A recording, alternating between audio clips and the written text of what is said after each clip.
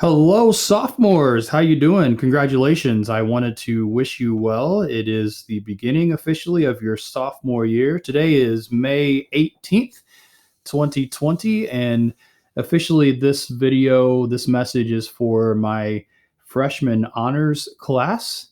But I can no longer call you freshmen anymore. You guys are all sophomores. So one of the things that I usually do at the end of a school year is I have some conversation with you. It's kind of well wishes, kind of a an opportunity to send you off with a little bit of a motivational kind of a message. And I'm not going to get into all of the motivational side of it because that's better if it's one on one or at least in the classroom face to face. But I do want to extend some well wishes to you, each and every one of you. I just wanted to say congratulations for a job well done, a semester that is finished, the craziness that we had to get through this last month and a half. So you guys endured that, and you guys deserve some congratulations and some pats on the back. What I want to do, I want to talk to all of you for just a couple of minutes. And parents, you're welcome in on this conversation. I do have to be very, very careful what I say here because I don't want there to be mixed messages. So if you would, make sure that you're locking into what I'm saying so you don't mishear the message that I'm about to talk about, especially as I talk specifically about grades and numbers and kind of the thing that I'm about to get into.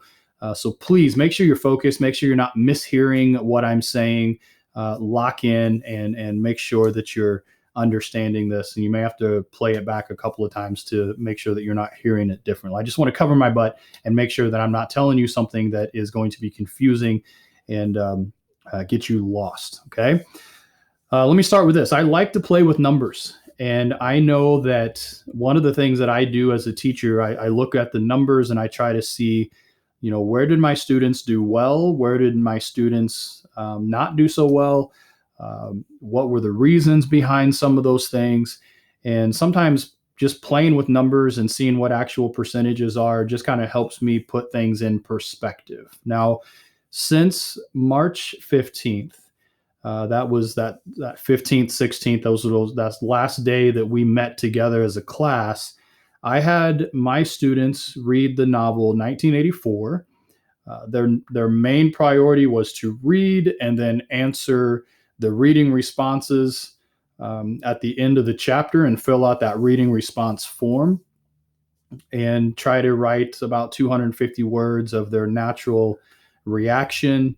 That was the initial plan. There was a schedule that was put out there. Try to get everyone to read a chapter a day and then be done somewhere late April is what the intended benchmark would have been.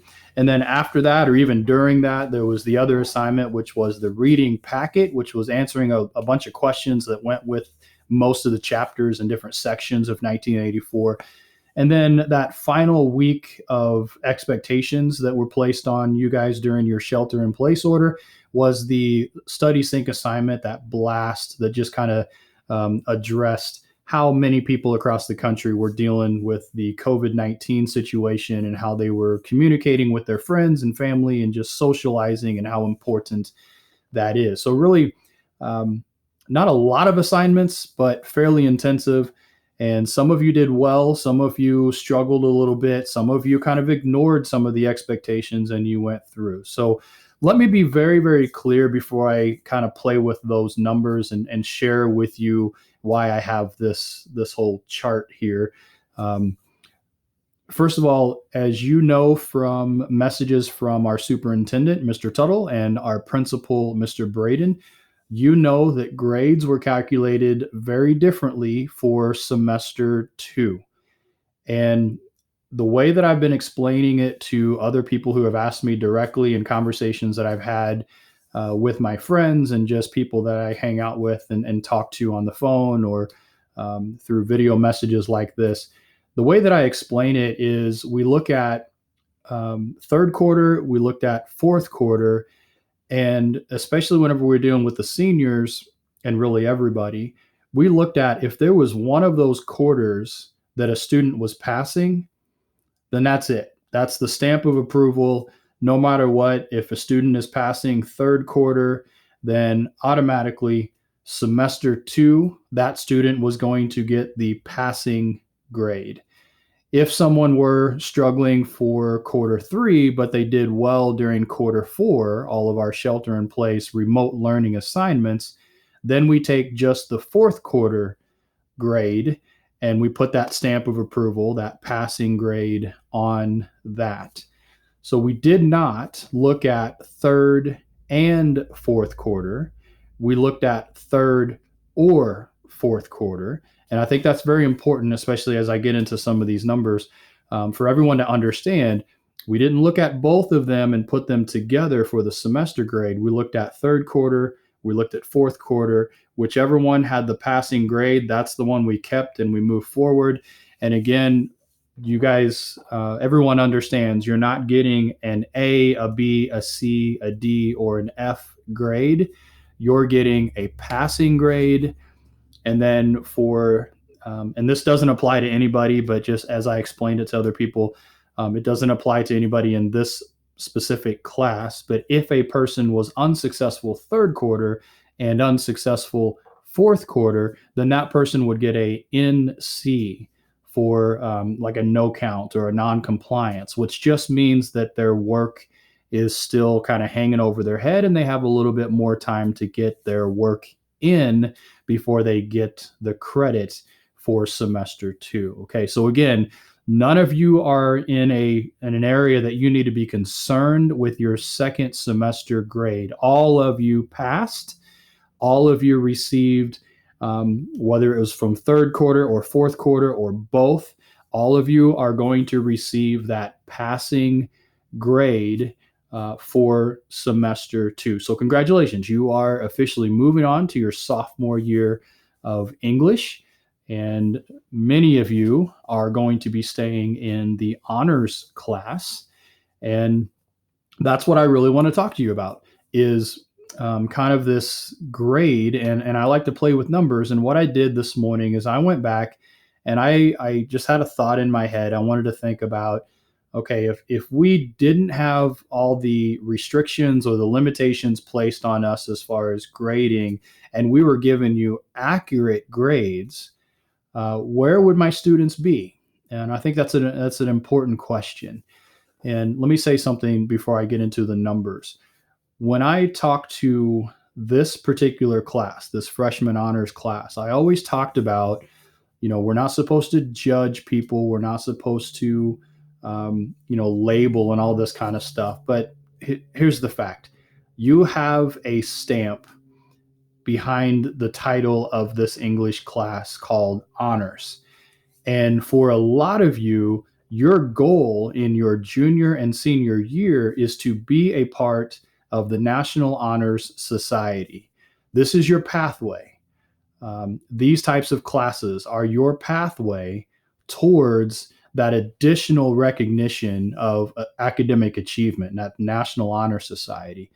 So whether we like it or not, there are labels that are placed on you just because you have that honors stamp behind the title of this class. Some of you are taking multiple honors classes, so you bear the weight even more because you have multiple classes that you're dealing with. But because you have that, then you know that there's a certain expectation placed upon you and you have to achieve in order to receive that label that you're looking for in your future. Okay. So without dwelling on that too much, I need you to understand that those of you that are moving on and staying in the honors track, congratulations, but don't let bad habits creep into your process. And that's the other thing I want to talk about before I explore some numbers is habits. We've talked all year long about what I believe the purpose of education is, especially public education. This idea that we focus solely on an English class or a math class or science class or history or your fine arts types of classes. I don't believe that's a relevant conversation. I think what you learn in high school is not just the academic individual classes, but it's the whole package.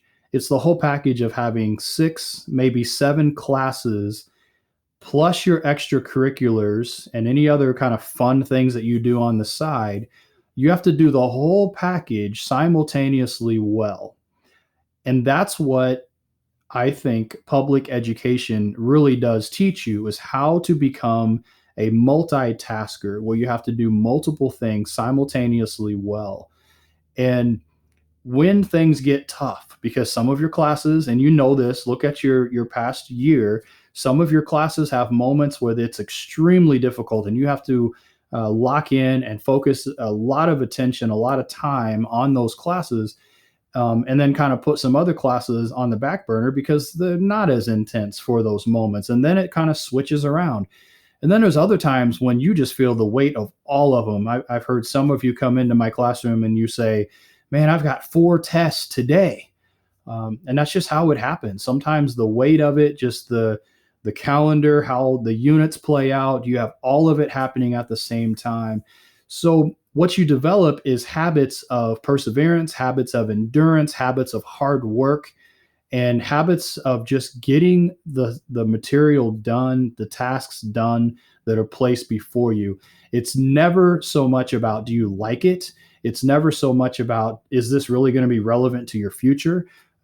Those aren't necessarily part of the conversations that we had in class. It's always about, are you developing the habit inside of you that when something's difficult in front of you, you endure and you figure out and you persevere and you figure out how you're going to get that done? Whether you like it or not, it needs to get done. And when you are successful, whenever you accomplish those tasks, then you're developing habits that are going to be a part of your life for the rest of your life.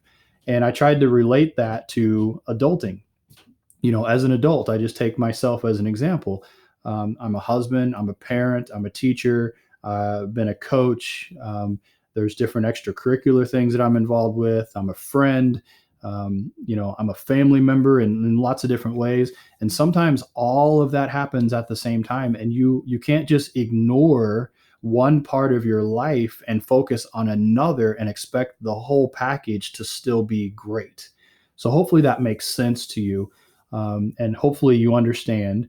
And parents, this is what I've been trying to teach your children. It's not about so much English and the literature aspects of it. Obviously that's my job and that's what I have to focus on. But I tried to relate real life experiences to these young children too, and get them to understand that what they're really developing is habits of perseverance, habits of endurance, habits of hard work. And it's not so much about, do you like doing the work or not? Because not everybody's an English teacher or an English student. Sorry. Not everybody's strong in English. Not everybody's strong in math. Not everybody's strong in their fine arts or foreign language or history classes. But you have to be competent and you have to do all of those things well. So it's not about preferences. It's about responsibilities and doing those responsibilities with a high level of integrity. Okay. So that brings me to the conversation that I was having kind of with myself, like where do my students actually perform? So this document that I have in front of you, this is the document that I've been sharing with you for the last few weeks. And it was to help me keep track of the reading responses and which ones were turned in and which ones were not turned in, which ones possibly had some internet connection issues, whatever the situation was. I shared this document with you so you can open it up. You can see exactly where you were. You needed to know your student ID number, and that's the number that's over here on the far left side of your screen. Right now, I have it in numerical order, so low number to high number. So it has nothing to do those numbers. Unless you share with each other, which I don't think you should be doing that, you shouldn't know anybody else's student ID number. But that's what it is. So you find your ID number and then you scroll all the way over. So let me just talk through this. So the first section is book one, the first 8 chapters. And, as I scroll through that, you can see that there are some that are hit and miss. There are some that got 20s on every one of those. And there are some who didn't, they did not perform at their highest level throughout that whole time. And this first green column would be the accumulated points for just book one. And then as you slide over, and hopefully you don't get dizzy as you look at all this, as you slide over, there's also the point accumulation for book 2, which would be the second set, the second section, and that's out of 200 points. And you can see there's a range of points here, collectively through the whole class. And then as you look at book 3, that's the next set of green. That's the total points there. So that's out of, I think, 120 points. Yeah, 120 points there. So parents and students, you can see exactly what your points are or what they would have been if we were keeping accuracy grades. Again, don't let any of this confuse you. You're all good. You're all sophomores. You all got the passing grade. But some of you are the type of people that you want to know exactly how you did. How did I do in reality? And if Mr. Kimble was keeping accurate grades, what would my grade have been in these circumstances? And again, some of you had issues. Some of you had internet issues. Some of you had connectivity, transportation, you had responsibilities, you had things you had to take care of. This was a very unique time. I get that. I understand that, but I'm just focusing on the end result and the points that are in the grade book for you, okay? So parents, students, you can look at each section, part 1, part 2, part 3, and you can see exactly where you would have scored. Now, these next 2 columns I just added today.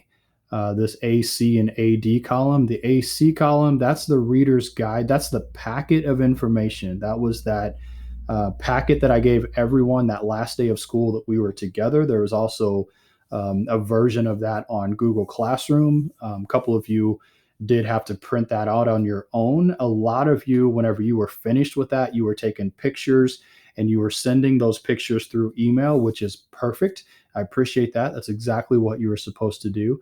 And then for the purposes of this, everyone, you either did it or you didn't. So you got the 10 or you got the 0 in here. So there's a little bit of flexibility there. I didn't go through all the questions and answer them or grade them according to the accurate answers. It was basically I flipped through, looked through your screens, whatever you gave me, and you either got the 10 points or you got nothing.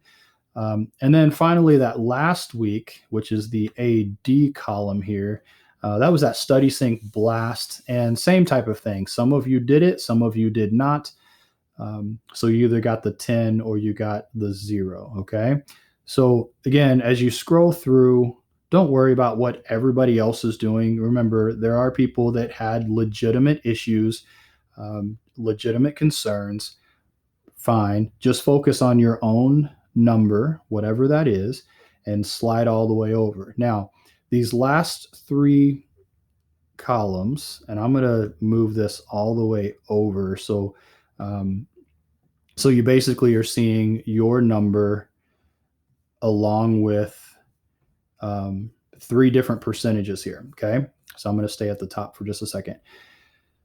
This column, this AF column, that would be your quarter 4 assignment total. So if you added up all of your assignments, had the total divided by the total possible number, this would be your percentage for 4th quarter only.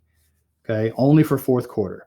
And you can scroll through there. You can see your number, your percentage based on the assignments that you submitted and turned in. And then because I wanted to look at the whole package, I wanted to see, well, where did my students perform 3rd quarter? So you put 3rd quarter, and this is what you should have seen at the end of your 3rd quarter. Very solid grades. And again, that's the main reason why everyone is passing. Like everybody got the P on their grade book because 3rd quarter was solid. So I didn't have to worry about doing any comparison with 4th quarter. Okay. Now, what is a little bit concerning, and again, I understand some of you had some issues. You had connectivity issues, you had transportation, you had things that you had to take care of, your responsibilities. But if we were looking at solid grades and we were to take 3rd quarter plus 4th quarter, add them together, divide by 2, that's how we normally calculate semester 2. Again, hear me clearly. You've already passed. This is just experiment. This is just playing around. This is just seeing where would my students have been if things were accurately recorded. Okay. So this column, this AH column, would have been that third quarter, fourth quarter combined, divide by 2. This would be the final semester grade, obviously without a final exam thrown in there, but that would be your final semester grade. For a lot of you, very, very solid. For just a handful of you that are in that orange, a little bit concerning. But again, we had some issues. I already know them. I'm not trying to embarrass anybody or point that out or anything like that. I just wanted everyone to see where that was. Now, here's what I want to say to kind of close this out. And let me get those off the screen. You guys have, I put a lot of extra space over there so that you could actually scroll over and you can see, like I did here. I have all this extra space over there so that you can slide your grades over right next to your ID number so you don't get lost going across the screen. Okay, so I'm going to go all the way back to the beginning. I'm going to get those orange things off the screen here. Okay, so what I want to say is, let me get that over here. Okay, so what I want to say is, for those of you who did very well, congratulations. There's a good chance that you had everything in place that you needed. You had good internet, you had good resources, you had the time, you had a schedule, you kept yourself self-disciplined. Some of you got out of your routine a little bit and had to bring it back, and you kind of did a little bit of intrinsic, some self-motivation, and you got yourself back to the point where you needed to be, and you got your grades back to where they needed to be. That's great. So we have a range of capabilities here. Some of you did not. Some of you did not have the resources. Some of you got yourself out of a schedule. Some of you, as I made phone calls and I reached out and I had email communication with some of you flat out said, you know what, I'm kind of done. I'm ignoring school and I'm putting it off because I know that my grade's going to be okay in the end. So I don't necessarily need to do all of those assignments that you've given me. I need to focus on maybe another class that I really have struggled with. Whatever the situation is, I want you to think about your work plus your obstacles and then your efforts to get over those obstacles and the final result. So it's like that whole package. I want you to think about, there's a list of assignments that was placed in front of you. There's a list of obstacles that may or may not have been in your way. Some of it self-inflicted with your own schedule, staying up till 3 o'clock in the morning playing games. I heard that a few times. So it's the expectations plus the obstacles plus the final result. Put that in full perspective.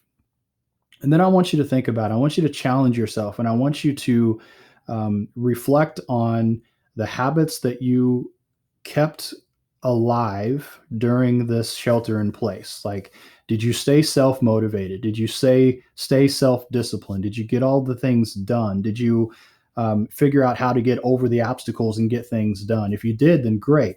If you were one of those that you were like, well, I don't necessarily have to do this, it's too difficult, or I can't really get to my internet working like it's supposed to be, or I can't get some places. Was it enough of an obstacle that you stopped pursuing the end result that you needed to pursue?